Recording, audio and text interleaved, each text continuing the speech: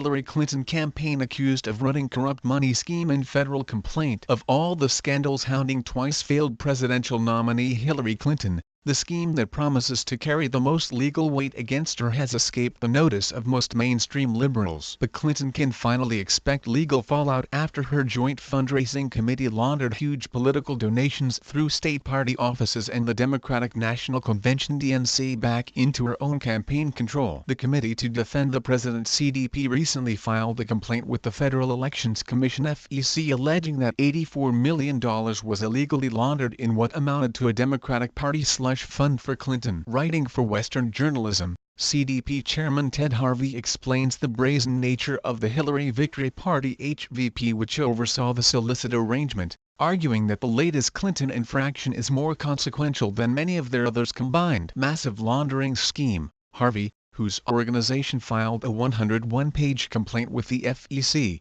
outlines the case against Clinton and the HVP, the joint fundraising committee created to raise money for the Democratic Party on behalf of Clinton. He wrote, FEC records show HVF solicited mega donor donations, including from Calvin Klein and Family Guy Seth MacFarlane, that were then laundered through the state parties and back to the DNC before ending up under Clinton campaign control. Based on former DNC chairwoman Donna Brazile public comments, the Robbie Mook memo, and our own analysis, it appears HVF either never transferred the money to state parties and back to the DNC, or did so without the state parties having actual control, and then the DNC turned the resulting slush fund over to the Clinton campaign. CDP counsel Dan Backer, an expert on campaign finance law, described how the state Democratic offices never actually had control of any of these donations. They were earmarked for the Clinton campaign from the moment that donors signed their checks away. Backer wrote, HVF bundled these mega gifts and,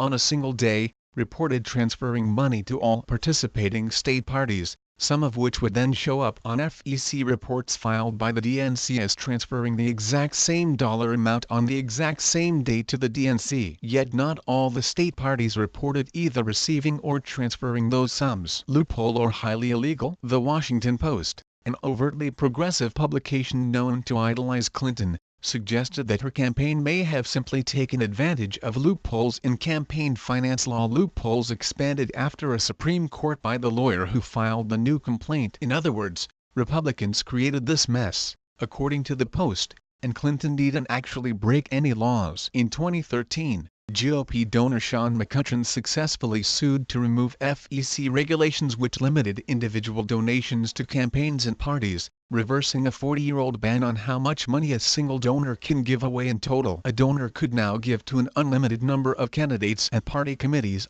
though the total sum to each was still capped. Defenders of the campaign limits argued that donors could now simply move around the $2,700 maximum donation applied to individual candidates by routing money through state party coffers. Justice Samuel Alito was unconvinced. How realistic is this? How realistic is it that all of the state party committees, for example, are going to get money and they all going to transfer it to one candidate? The Clinton campaign must have been present in the courtroom during Alito's statement, because this worst-case scenario was adopted as a fundraising strategy for the HVF. However, Democrats were not simply taking advantage of a loophole by abusing a poorly conceived law, they were breaking it. Backer, who was a part of the McCutcheon case which is credited with opening up the loophole that empowered the Clinton laundering scheme, argues that the law is clear. In McCutcheon v. FEC, 134 South Court 1434, 1455 2014, the Supreme Court itself recognized this precise arrangement would flatly violate federal earmarking restrictions,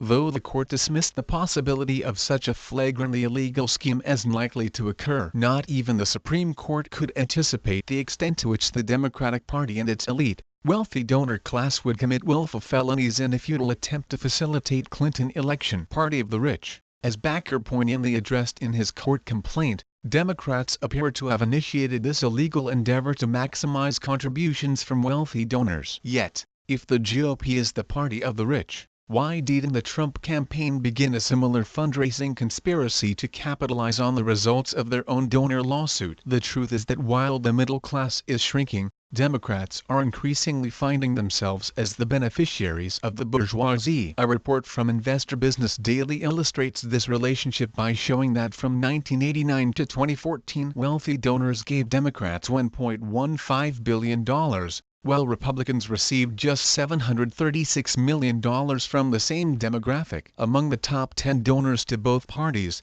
Democrat donors outspend their Republican counterparts by 2 to 1. Of course, American billionaires are in love with the left. When Democrats controlled Congress and occupied the White House, an inequitable 95% of income gains went to the top 1% of earners. While most Democrats appear to be ignoring the latest Clinton scandal, wealthy liberals are certainly watching the courts closely to see how events develop. As Backer notes, these same wealthy donors were a party to the laundering scheme. Democratic donors, knowing the funds would end up with Clinton campaign, wrote six-figure checks to influence the election 100 times larger than allowed. Backer claims this makes the entire operation a conspiracy potentially involving hundreds of wealthy Americans and at time that Clinton is held accountable for it.